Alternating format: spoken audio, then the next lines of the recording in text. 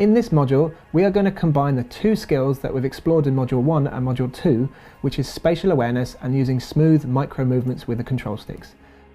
So number 1 is what makes a cinematic move. If you want your audience to be gripped by your drone shots, then you want to hold their attention from the beginning right to the end. And to do this, you want to tell a story throughout the shot. Number 2, with this in mind, we're going to look at our top 3 epic cinematic drone moves.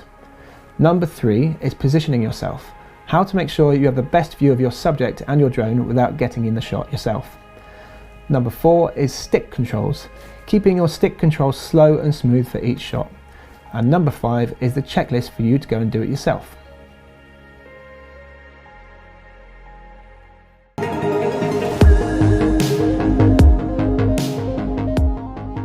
In this first stage of the simple but epic cinematic drone moves module, we want you to think about what makes a cinematic move. In order to keep your audience's attention, you want to have a sense of storytelling in the shot and ensure they will want to keep watching. To do this, one easy trick is to have something be revealed in the shot. This element of surprise or progression will hold your audience's attention from start to finish. With this in mind, we can now have a look at our top 3 simple but epic cinematic drone moves.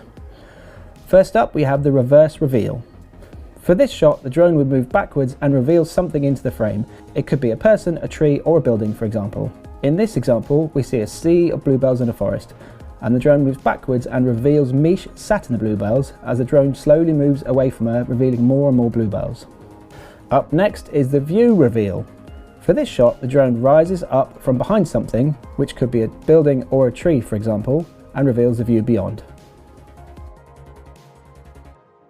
And lastly is the bird's eye spin. This one is used a lot in TV, and it starts low but directly above a subject and slowly rises up and spins at the same time to reveal how much space is around the subject. With each of the 3 examples I've shown you, it's very important to make sure you're in a position that gives you the best view of the subject and the drone, and also make sure you will not be in the shot at any point.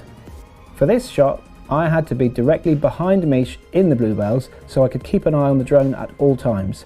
It was very important for me to make sure I watched the drone at all times and did not glance at the screen, because I had very little room for movement and I needed to make sure the clearance between the drone and Mish was nice and safe.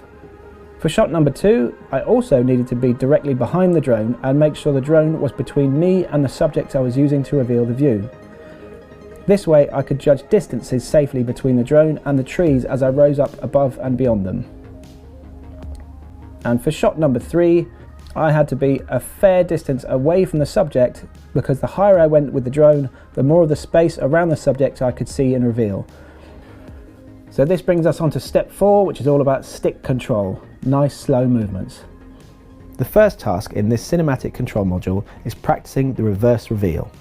So what we want you to do is to set yourself up in a nice big open space with a gate or a wall or something you can fly over with no obstructions around you on either side, which are trees or pylons, electricity pylons or anything like that. Send your drone towards the gate or the fence and make sure you have at least 3 feet or 1 meter between the drone and the top of the gate. Fly forwards over the gate and then backwards over the gate to make sure you have a nice straight line between you, the drone and the gate.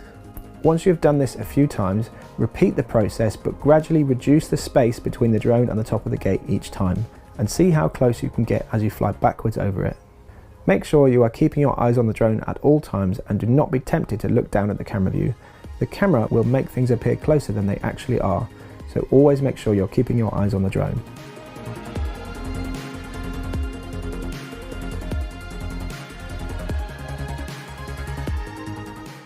For shot number 2, which is the view reveal, there are 2 ways to achieve this shot.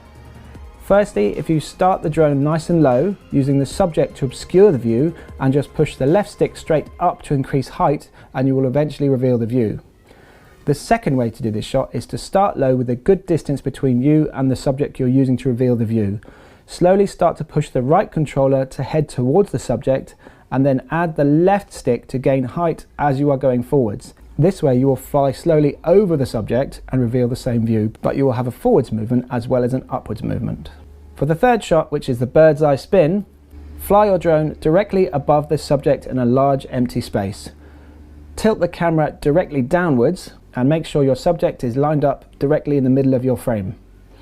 Now slowly move the left stick forwards to begin gaining height, and gradually push the left stick also slightly anti-clockwise. Keep gaining height and keep gaining spin until you reach the maximum safe height or you reveal yourself in the frame. Keep practicing this move until you are happy with the speed of the spin or revealing the view around the subject.